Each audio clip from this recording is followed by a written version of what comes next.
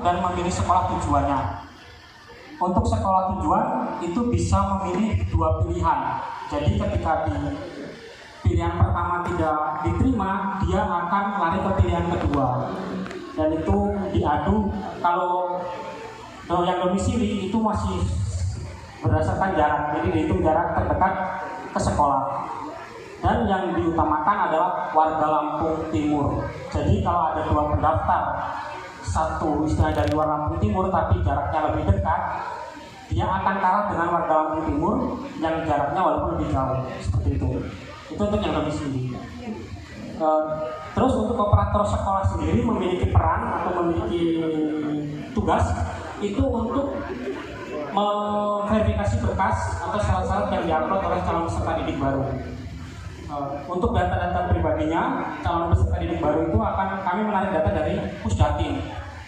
Kami sudah dikasih hak aksesnya dari Dinas Pendidikan untuk mengambil data dari Pusdatin. Jadi data seperti ini, nama, tanggal lahir dan lain sebagainya itu nanti akan kita ambil dari Pusdatin. Jadi kemungkinan besar tidak akan ada salah untuk data pribadinya. Hanya saja Bapak Ibu harus mengecek terkait dengan persyaratan. Persyaratan dalam hal ini ada beberapa syarat dan berbeda-beda untuk setiap jalur. Yang untuk domisili itu ada KK, SKL, dan SPTJM. Sementara untuk yang lumayan agak tricky itu nanti dimutasi, surat perpindahan, dan rapor. Jadi Bapak Ibu akan mengecek semua persyaratan itu, apakah benar atau ada pemalsuan bukti yang di-upload seperti itu. Jadi Bapak Ibu juga harus memperhatikan juknisnya seperti apa, syarat-syaratnya seperti apa, itu harus kita perhatikan. Karena sekali lagi aplikasi kami ini juga bisa diakses oleh seluruh masyarakat, baik itu dari Lampung Timur maupun luar Lampung Timur, bahkan seluruh Indonesia itu bisa mengakses aplikasi kita.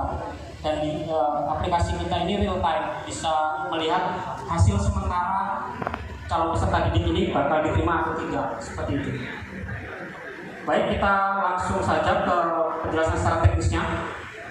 Untuk jalur pendaftaran itu kita memiliki 4 jalur. Yang pertama afirmasi, dalam hal ini untuk siswa kurang mampu, nanti akan dibuktikan dengan PKH ataupun KIP ya Pak. Terus yang kedua ada domisili. Domisili ini mengganti jalur zonasi yang sebelumnya gitu.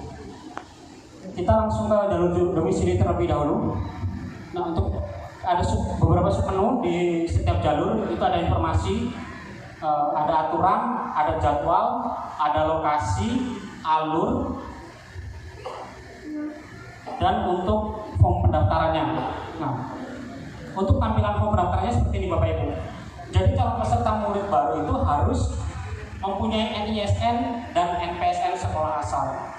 Sekarang kalau tahun sebelumnya itu ketika tidak punya NISN dan NPSN bisa mendaftar, tahun ini sudah tidak bisa.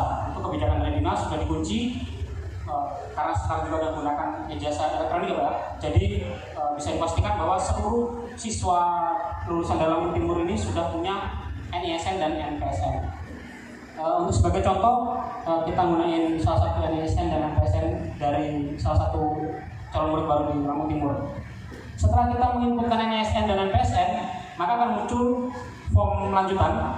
Di situ terdapat beberapa form, ada NIK, ada nomor KK, nomor handphone, agama, dan lain sebagainya.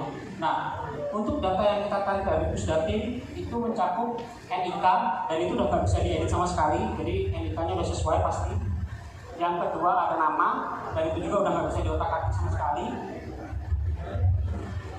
Serta ada jenis kelamin, tanggal lahir, ya cukup itu yang bisa kita ambil datanya. Tapi ketika data balikan ke Dapodik itu kita lengkap sesuai dengan data yang dari Pusdatin. Ada peserta ID, ada sekolah ID asal, sekolah tujuan, dan lain sebagainya.